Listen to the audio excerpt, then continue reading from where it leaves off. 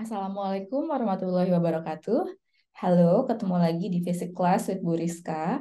Setelah di video sebelumnya kita membahas tentang materi listrik statis bagian pertama, yaitu hukum kolom dan medan listrik.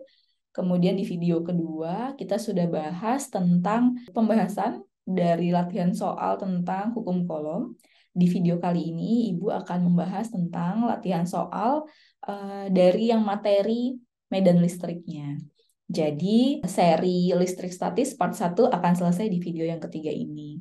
Nantikan juga video yang berikutnya, yaitu listrik statis part yang kedua. Nah, di video kali ini, Ibu akan membahas kurang lebih ada 3 soal yang terkait dengan medan listrik. Soalnya seperti apa? Yuk kita langsung lihat dan langsung kita bahas ya. Pertama, apa saja yang diketahui? Yang diketahui adalah muatannya dulu. Q1 sama dengan 9 mikrokolom atau sama dengan 9 kali 10 pangkat min 6 kolom. Q2 sama dengan 4 mikrokolom atau 4 dikali 10 pangkat min 6 kolom. Lalu ada jaraknya nih. Kita bisa tentukan titik tersebut jaraknya ya. Gimana caranya kita bayangkan atau kita asumsikan titik ini punya nilai X ke sebelah kanan, berarti yang di sebelah kiri atau jarak titik ke muatan Q1 itu sebagai 6 dikurang X-nya. Jadi Ibu punya R-nya adalah 6 cm, R1-nya tadi 6 min X cm, R2-nya adalah X cm. Kita tuliskan dulu apa yang ditanyakan. Yang ditanyakan adalah titik di mana total medan listrik yang bekerja sama dengan 0. Sekarang kita jawab ya. Karena kita udah tahu bahwa sigma E-nya itu adalah sama dengan 0, nih bernilai 0, kuat medan listriknya. Terus kita bisa lihat ke titik yang ada di atas. Ini titik yang ditanyakan tadi. Dia dipengaruhi oleh E1 dan E2. Kalau kita lihat ke depan, E1 dan E2 ini arahnya juga udah berlawanan. Jadi Ibu akan tulis yang arahnya ke kanan sebagai yang positif, kemudian yang ke kiri itu negatif. Jadi Ibu punya E1 min E2 itu sama dengan 0. Jadi di titik itu, total medan listrik yang bekerja sama dengan 0. Karena kita punya E1 min E2 sama dengan 0, maka kita bisa tuliskan E1 sama dengan E2. Seperti ini. Kemudian setelah kita punya ini, kita tinggal masukkan aja persamaan dari medan listriknya. Ingat persamaan medan listrik K Q per R kuadrat. Karena ini E1 berarti punyanya 1 sama dengan K Q per R kuadrat yang 2. Konstantanya bisa kita hilangkan, kita sederhanakan. Kita tersisa punya Q1 per R1 kuadrat sama dengan Q2 per R2 kuadrat. Q1-nya adalah 9 kali 10 pangkat min 6 per R1 kuadrat. 6 min X kuadrat sama dengan 4 kali 10 pangkat min 6 per X kuadrat. 10 pangkat min 6-nya bisa kita sederhanain ya. Nah, kita tersisa punya 9 per 6 min X bla bla bla. Nah, ini udah angka cantik, jadi kita bisa langsung akarkan aja. Supaya kita bisa temuin hasilnya nih. Akar 9 itu adalah 3, kemudian akar dari 6 min X kuadrat itu adalah 6 min X, sama dengan 2 per X. Sekarang kita tinggal pindah-pindah ruaskan aja. 3X sama dengan 12 min 2X. Pindah ruaskan lagi, 5X sama dengan 12. Maka X-nya itu sama dengan 12 per 5, yaitu 2,4 cm. Oke, dari sini kita udah tahu bahwa nilai X-nya adalah 2,4 cm. Posisinya di mana? Di sebelah kiri Q2. Berarti jawaban yang betul adalah yang A. Nah, itu tadi pembahasan soal yang pertama. Sekarang kita akan berlanjut lagi ke pembahasan soal yang nomor 2 ya. Oke, yang berikutnya, pada titik sudut A dan B, segitiga sama sisi ABC, masing-masing 3 nanokolom dan negatif 3 nanokolom. N itu nano ya di sini. Panjang sisi segitiganya adalah 30 cm. Kemudian yang ditanyakan pada sudut C berapa kuat medan listriknya. Diketahui ada QA-nya, ini adalah 3 nanokolom. Nano itu 10 pangkat min 9. 3 kali 10 pangkat min 9 kolom. Kemudian ada QB-nya adalah 3 nanokolom juga, tapi negatif ya. Kali 10 pangkat min 9 kolom. Ini R sama dengan 30 cm. 30 dikali 10 pangkat min 2 meter. Oke, yang ditanyakan adalah kuat medan listrik di titik C. Jadi kita tinjaunya di titik C. Di titik C, arah dari medan listriknya itu adalah keluar. Jadi ke sini ya. Nah, ini sejajar nih. Kemudian untuk yang negatif, arahnya menuju ke muatan tersebut. Jadi seperti ini. Nah, dia akan membentuk sudut tertentu. Di sini sudut tetanya. Tadi kata kuncinya adalah ini segitiga sama sisi. Kalau segitiga sama sisi, berarti sudutnya itu sama semua. Kan kalau sudut keseluruhan itu 180 derajat. Artinya di setiap sudutnya ini adalah 60 derajat, 60 derajat, dan 60 derajat. Di sini tetanya sama dengan 180 derajat dikurang 60 derajat sama dengan 120 derajat. Sekarang yang ditanyakan adalah E di C-nya.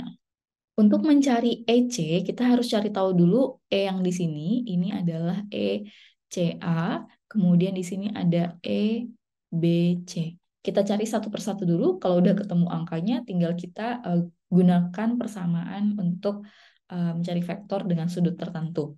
Kita cari satu persatu ya. Kita cari ECA sama dengan K, Q, A, per. Kita masukkan aja angkanya.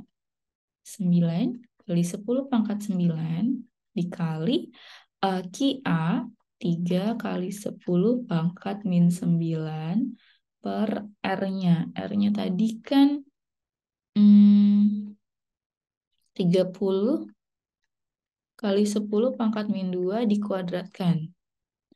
Sama dengan ini bisa kita coret-coret, tinggal 9 kali 3 per 900 dikali 10 pangkat min 4.